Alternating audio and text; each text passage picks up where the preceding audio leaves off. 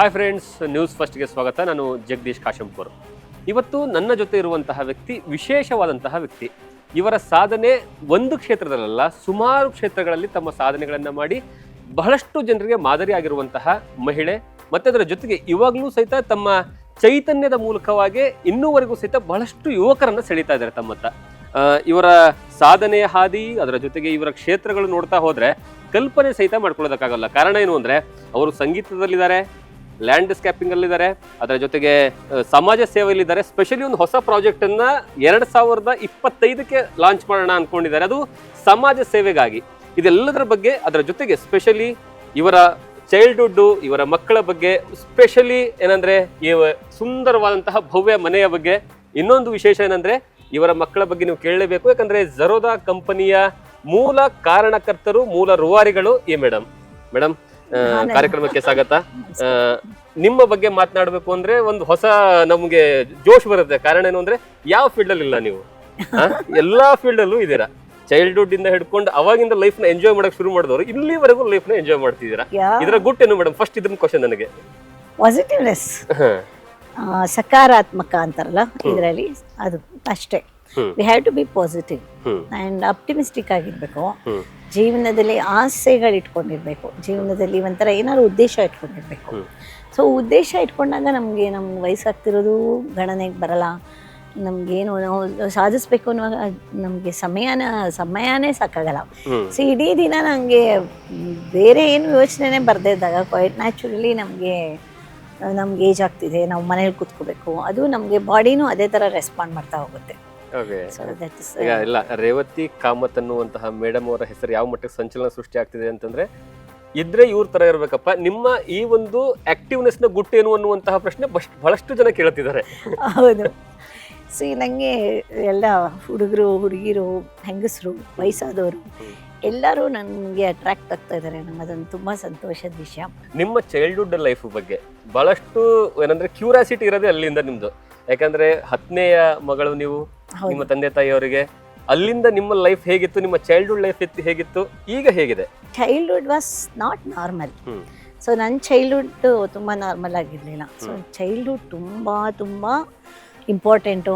ಎಲ್ಲ ಮಕ್ಳುಗಳಿಗೂ ಇದು ಹುಟ್ಟಿದಾಗಲಿ ನಾನು ಒಳಗಡೆ ಒಂದು ಇದು ಟೇಪ್ ರೆಕಾರ್ಡರ್ ಆಗ್ತಾ ಇರುತ್ತಂತೆ. ಅದಾಗಿ ಅದು ಒಳಗಡೆ ಮನೆ ಸುತ್ತಮುತ್ತ ವಾತಾವರಣ ಇರುತ್ತಲ್ಲ, ಮತ್ತೆ ನಮ್ಮ ತಂದೆ ತಾಯಿ, ನಮ್ಮ ಅಕ್ಕ ತಂಗಿರು, ಈ ಥರ ಒಂಥರ ನಮ್ಮ ಅಣ್ಣ ತಮ್ಮಂದರು ಎಲ್ಲರೂ ಹೇಗೆ ಆ ಮಗುನ ಬೆಳೆಸ್ತಾರೆ ಅನ್ನೋದು ಭಾಳ ಇಂಪಾರ್ಟೆಂಟು.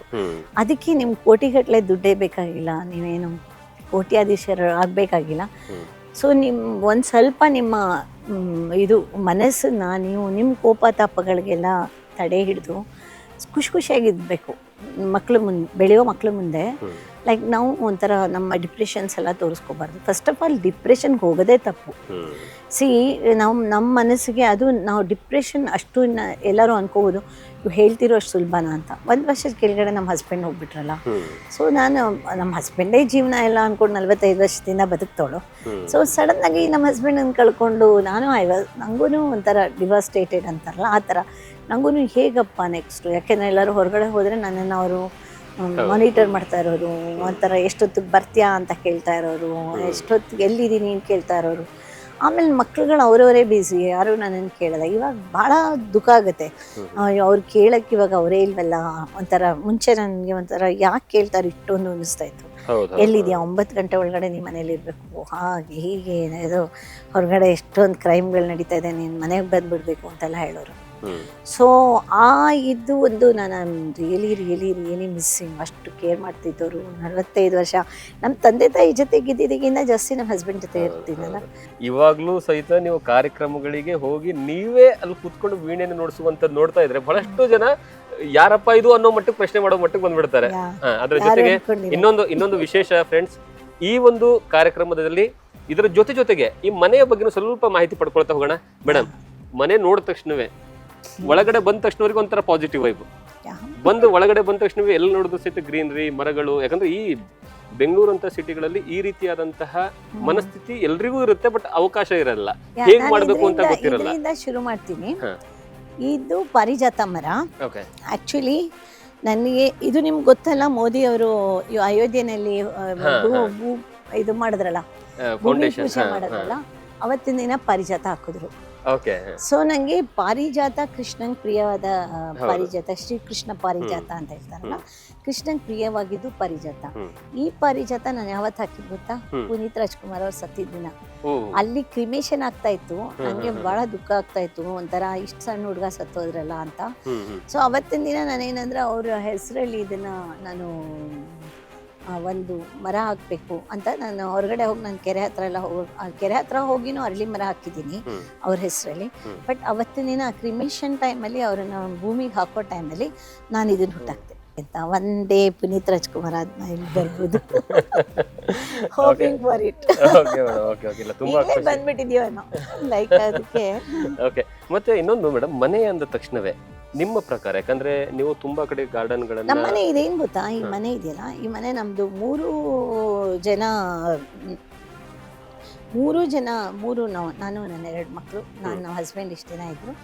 ಸೊ ನಾವು ಇಲ್ಲಿ 3 ಭಾಗ ಒಂದೇ ಮನೆಯಲ್ಲಿ we have done 3 sectors segments. ಇದನ್ನ ಸ್ವಲ್ಪ ಹೈಟ್ ಅಲ್ಲಿ ಮಾಡಿದ್ದಾರೆ ಈ ಮನೆನ. ಇದು ಕುಬೇರ ಮೂಲೆ ಅಂತೆ. ಅದಕ್ಕೆ ಪೇರೆಂಟ್ಸ್ ಇರ್ಬೇಕು ಅಂತ ಹೇಳ್ಬಿಟ್ಟು ನನ್ನ ಮಕ್ಕಳು ಬಹಳ ಪೇರೆಂಟ್ಸ್ ನ ಬಹಳ ಚೆನ್ನಾಗಿ ನೋಡ್ಕೋತಾರೆ. ಸೊ ಪೇರೆಂಟ್ಸ್ ಇರ್ಬೇಕಂತ ಹೇಳ್ಬಿಟ್ಟು ಅದು ಕುಬೇರ ಮೂಲೆನ ನಮ್ಗೆ ಅಂತ ಮಾಡಿದ್ರು.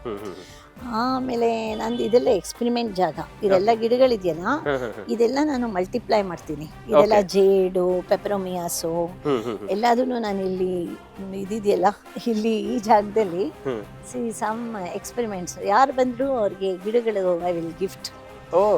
ಲೈಕ್ ಯಾಕೆಂತ ಹೇಳಿದ್ರೆ ಇದೆಲ್ಲ ಕಟ್ಟಿಂಗ್ಸ್ ಬರುತ್ತೆ ಗಿಡಗಳು. ಇದೆಲ್ಲ ಪೆಪರೋಮಿಯಾ ವೆರೈಟೀಸ್. ಇದು ಸಾನ್ಸ್ವೇರಿಯಾ ಅಂತ. ಇದಕ್ಕೆ ಇದು ಅದೇನೋ ಸಾಸುಮಾಕಿ ಟಂಗ್ ಅಂತಾರೆ ಇದಕ್ಕೆ ಒಂದು ಅಂತ ಇದು ಹೇಳ್ತಾರೆ. ಇದಕ್ಕೆ ಸ್ನೇಕ್ ಪ್ಲಾಂಟ್ ಅಂತಾನು ಹೇಳ್ತಾರೆ. ಸೊ ಇದೇನಂತ ಹೇಳಿದ್ರೆ ಈಚೆಗೆ ಸಿಕ್ಕಾಪಟ್ಟೆ ಸ್ಟಡೀಸ್ ನಡೀತಾ ಇದೆ. ಇದು ಅಷ್ಟೇ ಸಾನ್ಸ್ವೇರಿಯಾ. ಏನಾಗುತ್ತೆ ಅಂದ್ರೆ ಇದನ್ನ ಇದ್ರೊಳಗಡೆ ಇಟ್ಕೊಂಡ್ರೆ, ಬೆಡ್ರೂಮ್ಸ್ ಅಲ್ಲಿ ಇಟ್ಕೊಂಡ್ರೆ ಅದು very positive vibration it gives ಅಂತೆ. ಸೊ ಮನಃಶಾಂತಿ ಅದೆಲ್ಲ ಇರುತ್ತೆ. ನಾನೆಲ್ಲ ಈಗ ನಾನು ಅಡುಗೆ ಮನೆಯಲ್ಲೆಲ್ಲ ಇಟ್ಟಿದ್ದೀನಿ, ಬೇಕಾದ್ರೆ ತೋರಿಸ್ತೀನಿ ಬನ್ನಿ. ಸಾನ್ಸ್ವೇರಿಯಾ ಈಚೆಗೆ ಮಲ್ಟಿಪ್ಲೈ ಮಾಡಿರೋದು ಇದೆಲ್ಲ. See this is all sansevieria. Madam, ಇನ್ನೊಂದು ಬಹಳಷ್ಟು ಜನರಿಗೆ ಕನ್ಫ್ಯೂಷನ್ ಏನಿರೋದು ಗೊತ್ತಾ, ಒಂದು ಮನೆ ಕಟ್ಟಿದಾಗ ಮನೆ ಅಕ್ಕಪಕ್ಕದಲ್ಲಿ ಒಂದು ಗಿಡಗಳನ್ನ ಹಾಕಿದ್ರೆ ದೊಡ್ಡ ಪ್ರಮಾಣದಲ್ಲಿ ಮರಗಳಾದವು ಅಂದ್ರೆ ಗೋಡೆಗಳನ್ನ ಒಡೆಯುತ್ತೆ ಅನ್ನುವಂತಹ, ಅಥವಾ ಗೋಡೆಯಲ್ಲಿ ಬಿರುಕು ಬೀಳುತ್ತೆ ಅಂತಿದೆ. ಈಗ ನಿಮ್ಮ ಮನೇಲಿ ನೋಡ್ತಾ ಇದ್ದೀನಿ ನಾನು, ಎಲ್ಲಾ ಕಡೆಗೂ ಸಹಿತ ಇದೆ. ಏನ್ ಇದಕ್ಕೆ ಯಾವ ತರ ಮರಗಳ ಸ್ಪೆಷಲ್ ಇದೆ? ಲೈಕ್ ಇವಾಗ ತೆಂಗಿನ ಮರ ನೀವು ನೋಡ್ತಾ ಇದ್ದೀರಲ್ವಾ, ತೆಂಗಿನ ಮರ ಆಕ್ಚುಲಿ ಆ ತೆಂಗಿನ ಮರ ನಾವು ಬರೋಕ್ ಮುಂಚೆನೆ ಇತ್ತು. ಓಕೆ, ನಾವು ಬಂದ್ಮೇಲೆ ಆ ತೆಂಗಿನ ಮರನ ನಾವು ಬಂದ್ಮೇಲೆ ಹಾಕಕ್ಕಾಗಲ್ಲ, ಅಷ್ಟ ಹತ್ರ ಕಾಂಪೌಂಡ್ ವಾಲ್ ಹತ್ರ ಹಾಕಕ್ಕಾಗಲ್ಲ. ಸೊ ತೆಂಗಿನ ಮರ ಶೂಟ್ ಮಾಡಿ ಅದನ್ನ, ಅದು ಅಲ್ಲಿ ಇದ್ದಿದ್ರಿಂದ ಲೈಕ್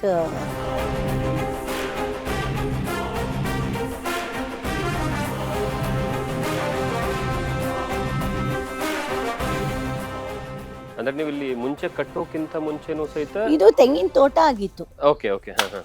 ತೆಂಗಿನ ತೋಟ ಆಗಿತ್ತು. ಸೊ ಇದು ಆಲ್ರೆಡಿ ಇತ್ತು. ಇದೆಲ್ಲ ಆಲ್ರೆಡಿ ಇದ್ದಿದ್ರಿಂದ ಅದೇನಾಗಿದೆ ಅಂತ ಹೇಳಿದ್ರೆ ಅದು ನಮ್ಗೇನು ಕಾಂಪೌಂಡ್ ತೊಂದರೆ ಆಗಲ್ಲ. ಯಾಕೆಂದ್ರೆ ಇದು ಡೀಪ್ ಇನ್ಸೈಡ್ ಅಲ್ಲಿ ಅದು ಹೊಟ್ಟೋಗಿರುತ್ತೆ, ಇದು ರೂಟ್ ಹೊಟ್ಟೋಗಿರುತ್ತೆ. ಹಾಗಾಗಿ ಅದಕ್ಕೆ ಹೊಸದಾಗಿ ಹಾಕುವಾಗ ನಾವು ರೂಟ್ ಸಿಸ್ಟಮ್ ನ ಸ್ಟಡಿ ಮಾಡಬೇಕು. ರೂಟು ನಾವು ಸ್ಪ್ರೆಡಿಂಗ್ ರೂಟು, ಈ ಪಾಮ್ ವೆರೈಟೀಸ್ ಎಲ್ಲ ಹಾಕಿದ್ರೆ, ಇದಕ್ಕೆ ತೆಂಗಿನ ಮರದ ವೆರೈಟೀಸ್ ಹಾಕಿದ್ರೆ ಮೇಲ್ಗಡೆ ಹೀಗೆ ಅದು ಸ್ಟ್ರಾಂಗ್ ಆಗಿ ಸ್ಪ್ರೆಡ್ ಆಗೋ ಚಾನ್ಸಸ್ ಇರುತ್ತೆ.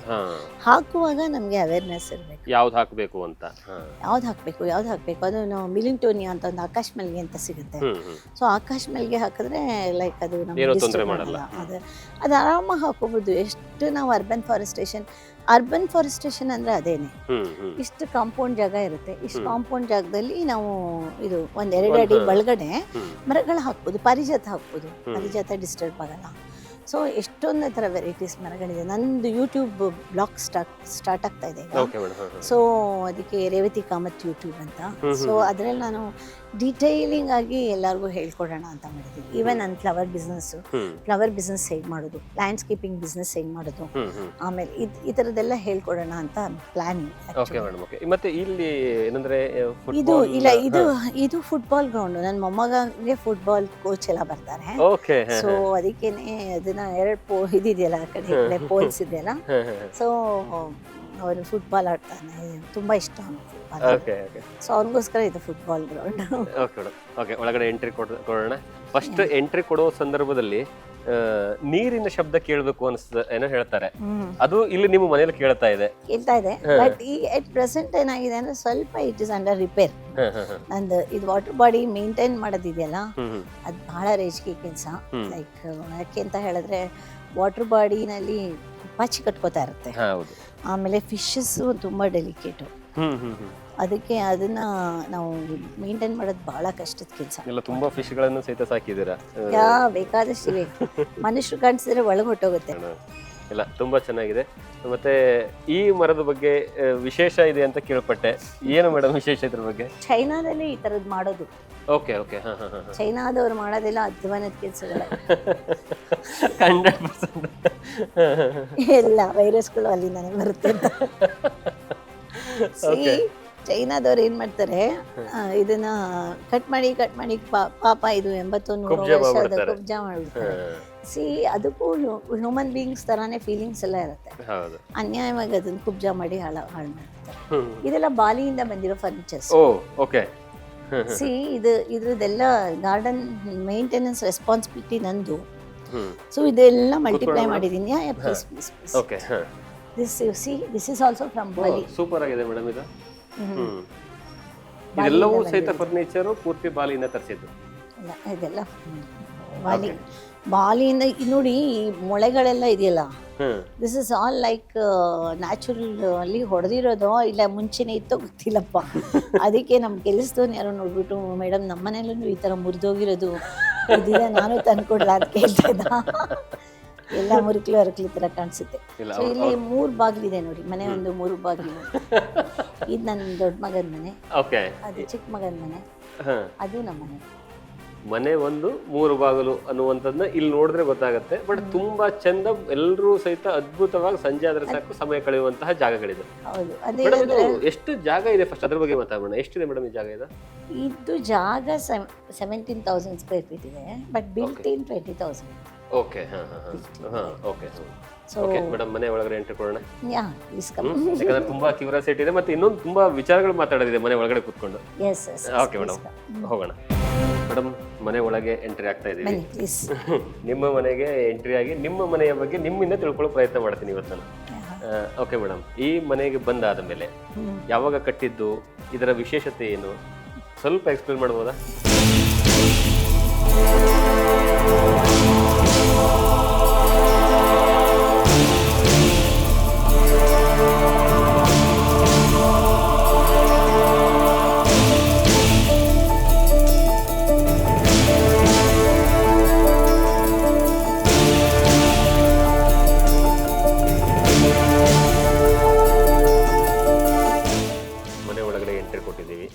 ಎಂಟ್ರಿ ಕೊಟ್ಟ ತಕ್ಷಣ ಹೊರಗಡೆ ಬಂದು ಕೂರಿಸಿದ್ದೀರಾ, ಇದ್ರ ವಿಶೇಷತೆ ಹೇಳಿ ಈಗ. ಇಲ್ಲಿ ಒಂಥರ ಚೀ ಎನರ್ಜಿ ಅಂತ ಹೇಳ್ತಾರೆ ಇದಕ್ಕೆ. So you will feel good as soon as enter here. ಒಂಥರ ನಿಮಗೆ ಗುಡ್ ಫೀಲಿಂಗ್ ಬರುತ್ತಲ್ವಾ? ಸೊ ಹೇಗೆ ಬರುತ್ತೆ ಗುಡ್ ಫೀಲಿಂಗ್ ಅಂತ ಹೇಳಿದ್ರೆ, ಒಂಥರ ಈ ಮರಗಳು, ಯಾವ ಮರಗಳು ಅನ್ನೋದು ಇಂಪಾರ್ಟೆಂಟ್ ಇಲ್ಲಿ. ಓಕೆ, ಇದು ರುದ್ರಾಕ್ಷಿ ಮರ. ಓಕೆ, ರುದ್ರಾಕ್ಷಿ ಮರ. ಸೊ ಆಮೇಲೆ ವಾಟರ್ ಬಾಡಿ, ಮತ್ತೆ ಇದು ಈಗ ಇದಿದೆಯಲ್ಲ ಮೀನು, ವಾಟರ್ ಬಾಡಿ, ಅದಕ್ಕೆ ಎಲ್ಲ ಫುಲ್ಲು 5 ಎಲಿಮೆಂಟ್ಸ್. ಇಲ್ಲಿ ಕ್ಯಾಂಡಲ್ನು ಇಡ್ತೀನಿ ನಾನು. ಬೆಂಕಿ, ನೀರು, ಗಾಳಿ, ಇದು ಮಣ್ಣು, ಆಕಾಶ. 5 ನಮಗೆ ನೋಡಿ. ನಾನು ಇಲ್ಲಿ ಕುತ್ಕೊಂಡಾಗ್ಲೂ ಸಹಿತ ಫೀಲ್ ಆಗ್ತಿದೆ, ಇಷ್ಟೆಲ್ಲ ಮಾತಾಡ್ತಿದೀವಿ, ಇಷ್ಟೆಲ್ಲ ಇಂಟ್ರಾಕ್ಷನ್ ಮಾಡ್ತಿದೀನಿ. ಆ ಕಡೆ ಸೌಂಡ್, ಆ ನೀರಿನ ಶಬ್ದ ಒಂಥರ ಮನಸ್ಸಿಗೆ ಒಂಥರ ಖುಷಿ ಕೊಡುತ್ತೆ, ನೆಮ್ಮದಿ ಕೊಡ್ತಿದೆ. ಹೌದು, ಅದೇ ಅದು ದಟ್ ಇಸ್ ಲೈಕ್ ಅದರದ್ದೇ ಒಂದು energy. It emits its own energy. ಒಂದು ಪ್ರಾಜೆಕ್ಟ್ಗಳು ಹೆಂಗಿದಾವೆ ಅಂದ್ರೆ, ಎಲ್ಲ ಪ್ರಾಜೆಕ್ಟ್ಗಳು ಒಂದು ನೇಚರ್ ಜೊತೆಗಿದೆ, ಮತ್ತೆ ಸ್ಕೂಲ್ಗಳು, ಯಾಕಂದ್ರೆ ಮಕ್ಕಳೇ ಮುಂದಿನ ನೇಚರು ಮತ್ತು ಫ್ಯೂಚರು ಅನ್ನುವಂಥದ್ದು ಏನ್ ಮಾತಿದೆಯಲ್ಲ, ಅದಕ್ಕೆ ಸರಿಸಮಾನವಾಗಿ ಹೋಗ್ತಾ ಇದಿರಲ್ಲ. ಇದ್ರ ಹಿನ್ನೆಲೆ ಏನು, ಯಾಕೆ ಅದ್ರ ಮೇಲೆ ಇಂಟ್ರೆಸ್ಟ್ ಬರಕ್ ಶುರು ಆಯ್ತು ನಿಮಗೆ, ಹೇಗೆ ಅಂತ? ಫಸ್ಟು ರೂರಲ್ ಎಜುಕೇಷನ್ ಬಗ್ಗೆ ನಂಗೆ ಇಂಟ್ರೆಸ್ಟು. ನಾ ಖಂಡಿತ ಇಲ್ಲಿ ಒಂಥರ ಹೈಫೈ ಸ್ಕೂಲ್ಸ್ ಮಕ್ಳುಗಳ ಬಗ್ಗೆ ನನಗೆ ತುಂಬ ಅವ್ರಿಗೆ ನಮ್ಮ ಅವಶ್ಯಕತೆ ಇಲ್ಲ ಅಂತ ಹೇಳ್ಸಿದ್ದಾರೆ. ಅವಶ್ಯಕತೆ ಇದೆ, ಇಲ್ಲೂ ಅವಶ್ಯಕತೆ ಇದೆ, ಅಲ್ಲೂ ಅವಶ್ಯಕತೆ ಇದೆ. ಮಕ್ಳುಗಳಿಗೆ ಹಿರಿಯರ ಇದು ಅಡ್ವೈಸು ನಮ್ಮ ಜೀವನದ ನಾವು ಏನು ಗೇನ್ ಮಾಡ್ಕೊಂಡಿದ್ದೀವಿ, ನಾವು ಬೆಳೀತಾ ನಮ್ಮ ಜೀವನ ಕಳೀತಾ ನಾವೇನೋ ಒಂದು ಗೇನ್ ಮಾಡ್ಕೊಂಡಿರ್ತೀವಲ್ಲ, ಅದನ್ನು ಹೇಳೋಕ್ಕೆ ಸಿಕ್ಕಾಬಟ್ಟೆ ಇರುತ್ತೆ. ನೋಡು, ಈ ಥರದವ್ರ ಜೊತೆ ನೀವು ಮಾತಾಡಬೇಡ, ಈ ಥರ ಬಾಯ್ ಫ್ರೆಂಡ್ಸ್ ಮಾಡ್ಕೋಬೇಡ, ಈ ಥರ ನೀನು ಹೋಗಿ ದುಶ್ಚಟ ಇರೋರನ್ನ ಇದು ಮಾಡ್ಕೋಬೇಡ, ಅದು ನೀನು ಕಲ್ತ್ಕೊಂಡ್ಬಿಡ್ತೀಯ ದುಶ್ಚಟನ, ನಿನ್ನ ಜೀವನ ಹಾಳಾಗೋಗುತ್ತೆ. ಆ ಥರ ಹೇಳೋಕ್ಕೆ ಮಕ್ಳುಗಳಿಗೆ ಹೇಳ್ಕೊಡೋಕ್ಕೆ ಬೇಕಾದಷ್ಟು ಇರುತ್ತೆ. ಸಿಟಿ ಮಕ್ಳುಗಳು ಹಾಳಾಗೋಗ್ತಾ ಇದ್ದಾರೆ. ಹಳ್ಳಿ ಮಕ್ಳುಗಳಂತೂ ಬಿಕಾಸ್ ಆಫ್ ಪಾವರ್ಟಿ, ಅವ್ರಿಗೆ ಲ್ಯಾಕ್ ಆಫ್ ಇದು ಓದೋಕ್ಕೆ ಮುಂದೆ ಅವಕಾಶ ಇದೆ, ಅವ್ರುಗಳು ಹಾಳಾಗಿ ಹೋಗ್ತಾ ಇದ್ದಾರೆ. ಹೆಣ್ಮಕ್ಳುಗಳಿಗೆ ಇವ್ರು ನಮ್ಮ ಗೌರ್ಮೆಂಟ್ನವರು ಬಾಲ್ಯ ವಿವಾಹ ಪದ್ಧತಿ ರದ್ದು ಮಾಡಿದ್ದಾರೆ. ಬಟ್ ಬಾಲ್ಯ ವಿವಾಹ ನಡೀತಾನೆ ಎಲ್ಲೋ ಈಗ ಇದರಲ್ಲೆಲ್ಲ ಈ ಟ್ರೈಬಲ್ ಇದರಲ್ಲೆಲ್ಲ ಯಾರಿಗೂ ಗೊತ್ತಾಗುತ್ತೆ. 95% ಗುಟ್ಟಲ್ಲಿ ನಡೀತಾ ಇದೆ. ಓಕೆ, ಕರೋನಾ ಅಂದಮೇಲಂತೂ ತುಂಬ ನಡೀತಾ ಇದೆ. ಸೊ ಲೈಕ್ ಈಗ ಹೇಗಾಗುತ್ತೆ ಅಂತ ಹೇಳಿದ್ರೆ, ಆ ಥರ ನಾವು ಇದರಲ್ಲಿ ಈ ಥರ ಸಿಚುವೇಶನಲ್ಲಿ ಇರುವಾಗ ನಮ್ಮಂಥವ್ರು ಈ ಥರ ನಾವು ಜನತೆಗೆ ನಾವು ತಿಳಿಸಿ ಕೊಡೋ ಅಂಥವ್ರು ಜಾಸ್ತಿ ಜನ ಬರಬೇಕು. ಅದಕ್ಕೆ ಪ್ರತಿಯೊಬ್ಬರು ಮನುಷ್ಯರಿಗೂ ಬೇಕಾದಷ್ಟು ಒಂಥರ ನಾವೆಲ್ಲ ವೆಲ್ ಆಫ್, ಒಂಥರ ಸೆಟ್ಲ್ಡ್, ಆ ಥರ ನಮ್ಮ ದೇಶದಲ್ಲಿ ಒಂದು 25% ಅಂತೂ ಸೆಟ್ಲ್ ಆಗಿದ್ದಾರೆ. 25% ಜನ ಈ 75% ಜನನ ಅವೇರ್ನೆಸ್ ಕ್ರಿಯೇಟ್ ಮಾಡೋಕ್ಕೆ ಹೋರಾಡಿದ್ರೆ ಸೊ ದೇಶ ಫುಲ್ಲು ಉದ್ಧಾರ ಹೋಗುತ್ತೆ. ನಿಮ್ಮ ಈ ಮನೋಭಾವನೆ ನಿಮ್ಮ ಮಕ್ಕಳಿಗೂ ಬಂದಿದೆನಾ ಅಂತ? ಯಾಕಂದ್ರೆ ಅತಿ ಹೆಚ್ಚಿನ ಮಟ್ಟದಲ್ಲಿ ಯಂಗ್ ಎಂಟರ್ಪ್ರೇನರು ಹೋಗ್ಬಿಟ್ಟು ಅತಿ ಹೆಚ್ಚು ಹಣವನ್ನ ದಾನವಾಗಿ ಕೊಟ್ಟಿರುವಂಥದ್ದು, ಸೋಷಿಯಲ್ ಕಾಜಿಗೆ ಕೊಟ್ಟಿರುವಂಥದ್ದು ಅವರೇ ಇದ್ದಾರೆ. ಇಲ್ಲ, ಅವ್ರದ್ದು ಉದ್ದೇಶನೇ ಇದು. ನನ್ನ ಮಕ್ಳದು ನಂಗೊಂಥರ ಹೆಮ್ಮೆ ಅನ್ಸುತ್ತೆ. ಯಾಕೆಂತ ಹೇಳಿದ್ರೆ ನಮ್ಮ ಹಸ್ಬೆಂಡು ಅದೇ ನಾ ಹೇಳಿದ್ನಲ್ಲ, 26ನೇ ತಾರೀಕು ಹೋದ ವರ್ಷ ಹೋಗ್ಬಿಟ್ರು, 23ನೇ ಇಸ್ವಿನಲ್ಲಿ. ಅವರು ಪುನೀತ್ ರಾಜ್ಕುಮಾರ್ ಇಷ್ಟೆಲ್ಲ ಹಾಡಿ ಹೊಗಳ್ತಾರಲ್ವಾ, ನಮ್ಮ ಹಸ್ಬೆಂಡ್ ಎಷ್ಟು ಮಾಡಿದ್ದಾರೆ ಗೊತ್ತಾ? ಎಷ್ಟು ಬಡ ಮಕ್ಕಳುಗಳನ್ನು ಓದಿಸ್ತಾ ಇದ್ರು ಗೊತ್ತಾ? ಎಷ್ಟೋ ಅವರು ಓದಿ ಶಾಲೆಗೆಲ್ಲ ಎಷ್ಟು ಮಾಡ್ತಾ ಇದ್ರು. ಪಬ್ಲಿಸಿಟಿಗೆ ಬಂದಿಲ್ಲ ಅವರು ಪಾಪ. ಅವ್ರ ಪ್ರಿನ್ಸಿಪಲ್ಲು ನನ್ನ ಪ್ರಿನ್ಸಿಪಲ್ಲು ಸೇರಿಕೊಂಡು ನಮ್ಮ ಮಕ್ಕಳಿಗೆ ಆ ಗುಣ ಬಂದಿದೆ. ನನ್ನ ಪ್ರಕಾರ ಗ್ಯಾರಂಟಿ ಆಗಿದೆ.